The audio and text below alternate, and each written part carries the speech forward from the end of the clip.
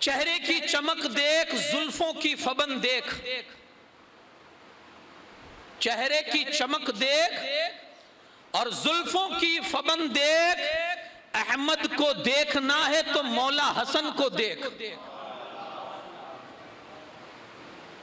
अभी आपने सैयद साहब से सुना, इमाम अहले सुन्नत फरमाते हैं मादूम न था सायाए शाहे सकलैन, उस नूर की जलवा गाती जाते हसनैन। और तमसील ने उस नूर के दो हिस्से किए, आधे से हसन बने आधे से हुसैन। तो अगर रसूलुल्लाह को देखना है तो मौला हसन को देखो। शायर कहता है चेहरे की चमक देख, जुल्फों की फबन देख। अहमद को देखना है तो मौला हसन को देख। बागो बहार रंग सभी भूल जाएगा, जहरा का फूल देख, अली के चमन को देख। जहरा का फूल देख, अली के चमन को देख। और कहते हैं कि चादर के नीचे है महफिले पंजतन सजी हुई। हाँ, एक हदीस पाक की तरफ इशारा है कि चादर के नीचे है महफिले पंजतन सजी हुई। मौजूद सारे रंग है इस अंजुमन को देख। मौजूद सारे रंग है इस अंजुमन को देख। और दोनों इमाम मिलते हैं जाते रसूल में। दोनों इमाम हसनैन करीमैन, दोनों इमाम मिलते हैं जाते रसूल में। कुदरत खुदा की देख, तख्लीक के फन को देख। ऐ दुश्मन इमाम जरा कुछ तो हया कर, ऐ दुश्मन इमाम जरा कुछ तो हया कर। सीरत हसन की देख, अपने चलन को देख। वो क्या है? अहमद को देखना है तो मौला हसन को देख। बात करें सबसे पहले शहजादा रसूल की। हाँ, इमाम हसन के बारे में, इमाम हसन मुश्तबा रज़ी अल्लाह ताला उनके बारे में मैंने एक रिवायत पढ़ी। लिखने वाले लिखते हैं ये वो जात है कि रसूल पाक सल्लल्लाहु अलैहि वसल्लम ने जिनके बारे में ये कहा ना, मेरे माँ बाप आप पर कुर्बान। ये चंद सहाबा के लिए हुजूर ने ये फरमाया था, मेरे माँ बाप आप पर कुर्बान। लिखने वाले लिखते हैं उनमें से एक जात इमाम हसन मुश्तबा की भी है। यारो बेटे हैं, नवासे हैं। और हुजूर जिनके बारे में ये कहे कि हसन मेरे माँ बाप तुझ पर कुर्बान, अब उस बंदे की शान क्या होगी कि मुस्तफा करीम जिसके बारे में खुद कहे कि हसन तू वो है कि मैं अपने माँ बाप को तुझ पर कुर्बान कर रहा हूं। ये वो जात है।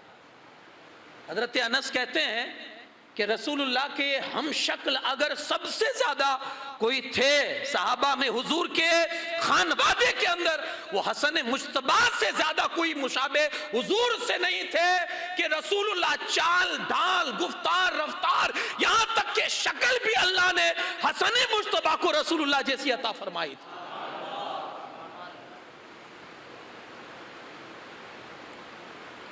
लेकिन वाकयात तो आपने बहुत कुछ सुने, बड़े बुर्दबार थे। और हिल्म, आपकी जिंदगी पाक में अगर आप हिल्म पढ़ेंगे, वो हदीस पाक में था ना, मेरे आका सल्लल्लाहु अलैहि वसल्लम फरमाते हैं मेरा ये बेटा सरदार है, सरदार सैयद है। हाँ, दो गिरोह में ये सुलह करवाएगा, खून खराबा से उम्मत को बचाएगा। ये हदीस आपने सुनी है ना। अब जानते हो इमाम ने जो ये फैसला लिया और हुकूमत अमीर माविया को जो सुपुर्द की, हजरत अमीर माविया को जो हुकूमत जो खिलाफत सुपुर्द कर दी, अल्लाह पाक ने जानते हो उसका इनाम क्या दिया। मुल्ला अली कारी लिखते हैं कि मुझे अपने बुजुर्गों से ये बात पहुंची है। मुल्ला अली कारी लिखते हैं मुझे अपने बुजुर्गों से ये बात पहुंची है कि जब इमाम पाक इमाम हसन मुज्तबा ने फितना और फसाद के ख्याल से खिलाफत जब हजरत अमीर माविया को जब सौंप दी, अल्लाह पाक ने इसके बदले में उनको गौसियत उज़्मा अता फरमाई। ये क्या है गौसियत उज़्मा? जिसको आप कह लीजिए गौसे आजम की डिग्री। गौसे आजम नाम नहीं है। हम और आप तो जब गौसे आजम का जब नाम आता है तो तसव्वुर में शेख अब्दुल कादिर जिलानी हमारे पीर और मुर्शिद में नजर में आ जाते हैं। ये भी एक मोहब्बत है, लेकिन ये डिग्री है, ये डिग्री है। ये सबसे पहले किसको मिली? तो कहा जो इमाम हसन ने जो फितना और फसाद ना हो उसके लिए जो खिलाफत सौंप दी, अल्लाह ने बदले में वो गौसे आजम का रुतबा इमाम हसन पाक को अता फरमाया। सबसे पहले कुतुबे अकबर जिसे कहा जाता है, गौसे आजम सबसे पहले इमाम हसन है, बीच में हुजूर गौसे आजम दस्तगीर पीराने पीर रोशन जमीर है, और सबसे आखिर में हजरत इमाम मेहदी होंगे। ये तीन है जिन्हें अल्लाह पाक ने ये मकाम जिसको कहते हैं गौसियत कुबरा, गौसे आजम का जो रुतबा है, ये तीन को तो जो दो को भी मिला है, यानी हुजूर शेख मोहिउद्दीन अब्दुल कादिर को और इमाम मेहदी को वो भी मिला है इमाम हसन पाक के वास्ते से, उनके तुफैल में मिला है। तो ये इमाम हसन मुश्तबा की ये जाते गिरामी है। बड़े बुर्दबार थे, मैंने अभी कहा ना आपको, बड़े बुर्दबार थे। एक रिवायत में इमाम हसन खुद फरमाते हैं, अगर कोई मेरे कान में आकर मुझे गाली दे, एक कान में आकर मुझे गाली दे और दूसरे कान में आकर माफी मांग लेना, मैं उसे फौरन माफ कर दूंगा। बोलने में कितना आसान है, लेकिन करना बहुत भारी है। हाँ, कोई गाली दे और आप उसे माफ करें, यहां तो सिर्फ नजरों से यार आदमी कोई अगर सख्त नजर से देख लेता उसे माफ नहीं करते, तो गाली देने वाले की माफी का तो कोई तसव्वुर ही नहीं हमारे यहां। लेकिन ये जात है, बड़ी बुर्दबार थे। हमने ये भी पढ़ा है कि मस्जिद में बैठे होते थे, मस्जिद में बैठे होते थे और मस्जिद के मिंबर से उनके बाबा को गालियां सुनाई जाती थी और टस से मस नहीं होते थे। बड़ा आसान है मिंबरों पर बैठकर, स्टेजों पर बैठकर ऐसी बातें करना, लेकिन जब पर्सनल अपनी जिंदगी और अपनी लाइफ में ये चीजें आए तो बड़ा मुश्किल है ऐसा किरदार पेश करना। ये किरदार आपको नबी के घर वालों के अंदर नजर आएगा। एक तो बुर्दबार थे, दूसरा लोगों के ऐबों को छुपाने वाले थे, किसी की इज्जत के साथ कभी नहीं खेलते थे। बस आज ये एक मैसेज मैं आपको आज इमाम हसन पाक की जिंदगी से देकर जाऊंगा, यारो किसी की इज्जत के साथ मत खेलो। आज अगर आप किसी के ऐब ढांपोगे, ऐबों पर पर्दा डालोगे, आप यकीन मानिए और मैं नहीं, मुस्तफा की हदीस कहती है दुनिया में अगर आप किसी के ऊपर किसी के ऐब पर पर्दा डालेंगे, अल्लाह क़यामत के दिन 70 ऐबों पर आपके पर्दा डाल देगा, 70 ऐबों पर। यह हदीस पाक का मफहूम है। दरूद पाक पढ़ें, अल्लाहुम्मा सल्ली अला सय्यिदिना शफीना नबीना मौलाना मुहम्मदिन कमा तुहिब्बु व तरदा बि अन तुसल्ली अलैहि सलातुं व सलामन दाइमन अली के या रसूल अल्लाह सल्लल्लाहु तआला अलैहि वसल्लम। ना खेले इज्जत के साथ किसी को। अल्लाह पाक ने हर किसी को इज्जत के साथ पैदा किया है।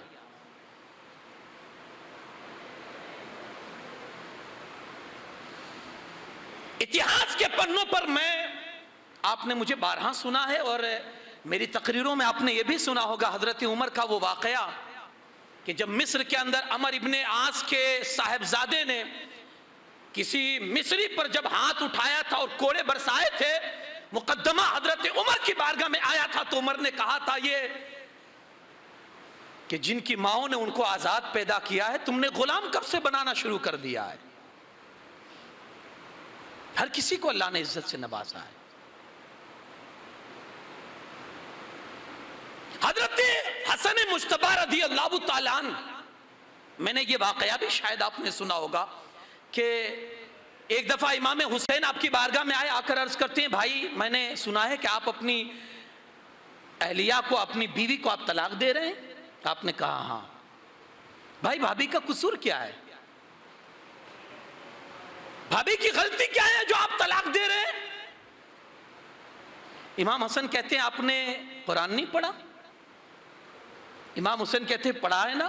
तो कहा कुरान में ये आयत नहीं पढ़ी, हुन्ना लिबासुल लकुम व अंतुम लिबासुल लहुन्ना, तुम औरत के लिबास हो, औरत तुम्हारा लिबास है, ये नहीं पढ़ा? मर्द औरत का लिबास, औरत मर्द का लिबास, और लिबास का काम क्या होता है? कहा छुपाना। तो कहा मैं अपनी बीवी के ऐब तुम्हें बताऊंगा,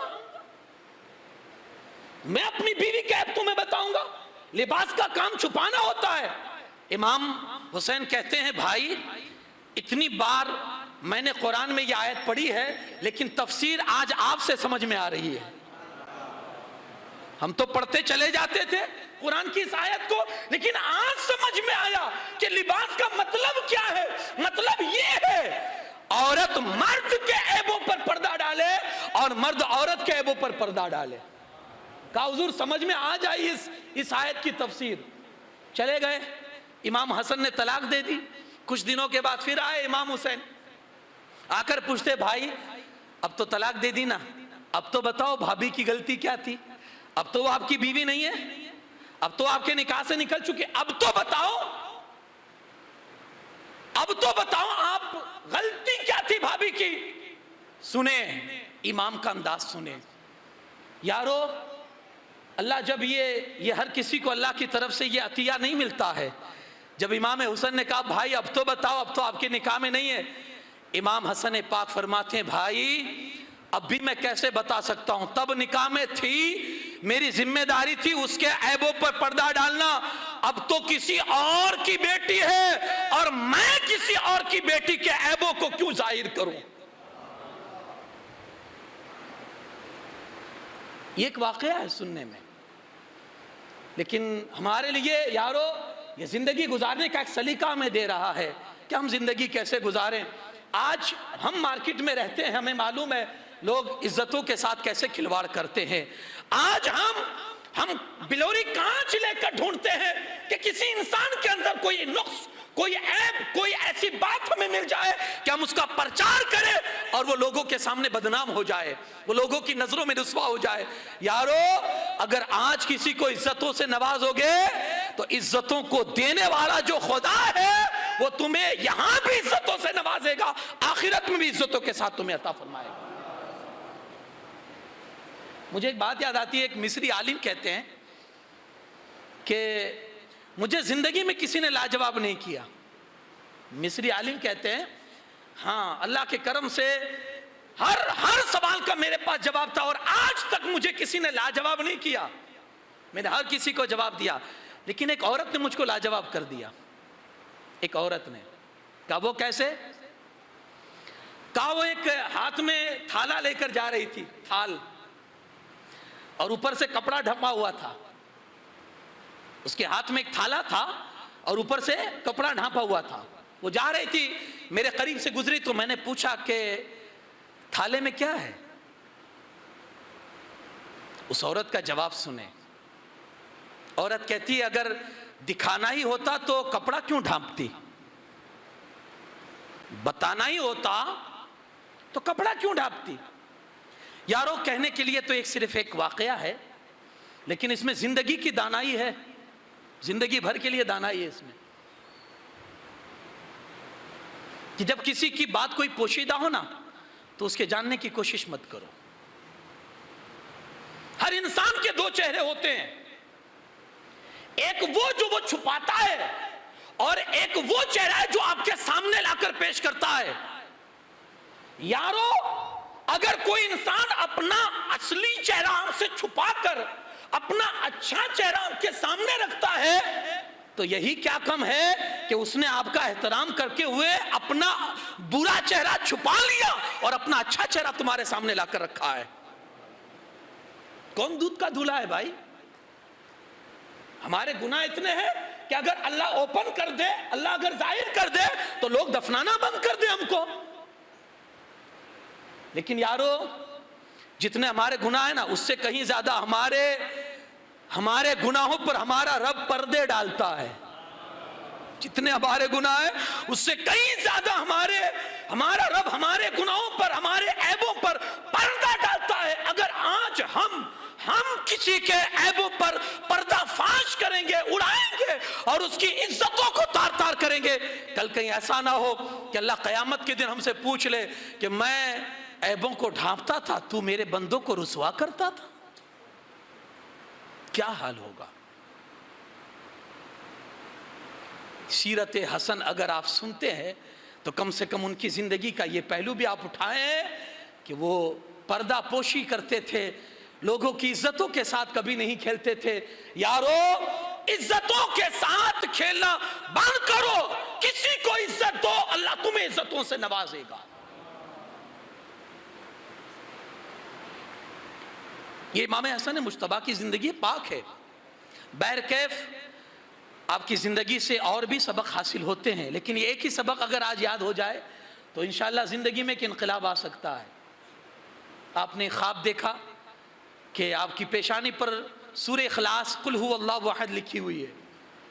खुशी में घर वालों को बताया। घर वाले हज़रत सईद बिन मुसय्यब के पास गए और जाकर कहा कि इमाम हसन मुश्तबा ने आज ये ख्वाब देखा है कि पेशानी पर कुल हु अल्लाहु अहद ये सूरह पाक लिखी हुई है।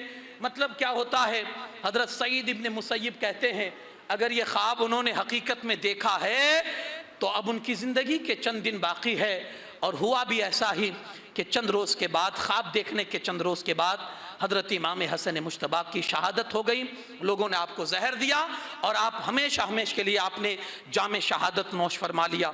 इन्ना लिल्लाहि व इन्ना इलैहि राजिऊन। इमाम हसन मुश्तबा की ज़िंदगी आप मुहर्रम के खिताबात में और दीगर मौक़ों पर आप समात करते हैं कि किस अजीम शख्सियत का नाम है यारो, जिन्हें आका सल्लल्लाहु अलैहि वसल्लम ये कहकर बुलाते हो कि ये मेरे नवासे नहीं, मेरे बेटे हैं। जिनके हंसने से आका मुस्कुराते हो और जिनके रोने से आका गमगीन हो जाते हो, वो ज़ात है ज़ात इमाम हसन मुज्तबा रज़ी अल्लाह तआला अन्हु। जब कभी हुजूर हज़रत सैयदा के घर के करीब से गुजरते थे और रोने की आवाज़ बुलंद होती थी, मेरे मुस्तफ़ा रू जाते थे। सैयदा से कहते थे, सैयदा उन्हें ना रुला कि इनके रोने से मेरा दिल गमगीन हो जाता है। वो ज़ात है इमाम हसन मुश्तबा रज़ी अल्लाह तआला अन्हु की। तो ये एक शख्सियत थी जिनकी बारगाह में हमने खराज अक़ीदत पेश किया। अल्लाह इनका फैज़ान हम पर जारी और सारी फरमाए।